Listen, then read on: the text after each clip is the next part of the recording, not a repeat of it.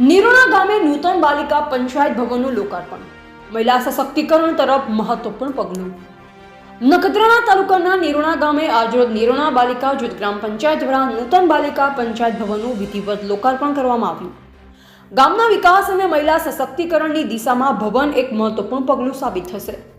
લોકાર્પણ પ્રસંગે આઉસીડીએસ ભુજ કચ્છના પ્રોગ્રામ ઓફિસર શ્રી દશરથભાઈ પંડ્યા સાહેબ, સેતુ અભિયાન ભુજના મનીષભાઈ આચાર્ય, જિલ્લા મહિલા બાળ અધિકારી શ્રી પૂજાબેન, નખત્રાણા સીડીપીઓ શ્રીમતી શાંતાબેન, અંગિયા બાલિકા પંચાયતના પ્રથમ સરપંચ શ્રી મુક્તાબેન નાથબાબા, નિરોણા બાલિકા પંચાયતના સરપંચ શ્રી નૈનાબેન આહિર, નવનિયુક્ત સરપંચ શ્રી વંશીબેન ભાનુશાલી, નિરોણા જૂથ ગ્રામ પંચાયતના સરપંચ શ્રી એન્ટીભાઈ આહિર, ઉપસરપંચ શ્રી ખેંગારજી સોઢા તેમજ ખેંગારભાઈ મારવાડા, હિરજીભાઈ આહિર, ડીગુભા પઢિયાર સહિત મોટી સંખ્યામાં ગ્રામજનો, બાળિકાઓ અને મહિલા ઉપસ્થિત રહી।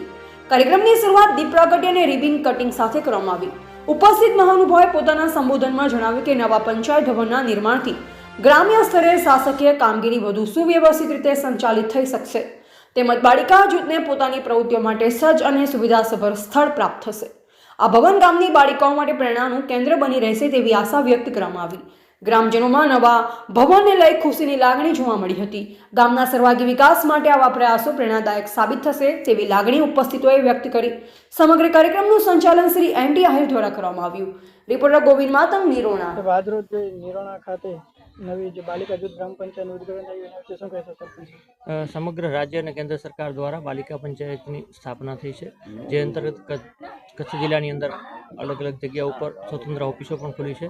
3 થી 4 જગ્યાએ સંકુલો ચાલુ છે અને આજે નિરોણામાં બાલિકા પંચાયત સ્વતંત્ર વહીવટ કરી શકે અને રાજ્ય અને કેન્દ્ર સરકારની મહિલાઓ અને બાળકોની જે પણ બાલિકાઓની યોજનાઓ છે એનો વ્યાપ વધે અને લોકોને વધારે ઉપયોગી થાય અને સરળતાથી કામગીરી થઈ શકે એના માટે આજરોજ નિરોણા ગ્રામ પંચાયત દ્વારા બાલિકા ભવનનું લોકાર્પણ કરવામાં આવ્યું અને જિલ્લામાંથી પંડ્યા સાહેબ, અવની મેડમ અને નખત્રાણા સીડીપીઓ અને સેતુ અભિયાન દ્વારા પણ માર્ગદર્શન મળ્યું છે અમને। અને આજરોજ આ ભવનનું ઉદ્ઘાટન પ્રસંગે ઉપસ્થિત અહીંયા સર્વે ગ્રામજનો પણ ઉપસ્થિત રહ્યા હતા અને આગામી દિવસોની અંદર આ બાલિકા પંચાયત દ્વારા આગળના વધારે કામો થઈ શકે એ માટે શુભેચ્છા પણ પાઠવું છું।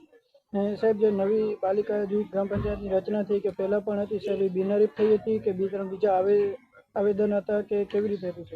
પહેલાં પણ 2 વર્ષ પહેલાં બાલિકા પંચાયતની સ્થાપના થઈ ત્યારે ચૂંટણી થઈ હતી અને ચૂંટણીમાં નૈનાબેન વિજેતા પામ્યા હતા, પરંતુ અત્યારે એમની થોડી કાર્યક્રમની વ્યસ્તતા હોવાના કારણે આજે નવી બાલિકા પંચાયતની ટીમ, સરપંચ, ઉપસરપંચ અને સભ્યો તમામ જાહેર થયા છે અને આગામી દિવસોની અંદર જેમણે પણ બાલિકા પંચાયતમાં કામ કરવું હોય સભ્ય તરીકે જોડાઈ શકે છે અને આ સર્વ સહમતિથી દરેક આગળ વધે અને દરેક કામમાં ભાગીદારી વધે બહેનોની, એવું રાજ્ય સરકારનો ઉદ્દેશ્ય છે। તો આ પ્રસંગે બાલિકાઓ વધારે જાગૃત થાય, ભણે ગળે અને તમામ યોજનાનો લાભ છેવાડાના લોકો સુધી પહોંચે એવી એક નેમ સાથે આજે બાલિકા પંચાયત ભવનનું ઉદ્ઘાટન કર્યું અને તમામ બાલિકાઓને હું આજના પ્રસંગે શુભેચ્છા પાઠવું છું।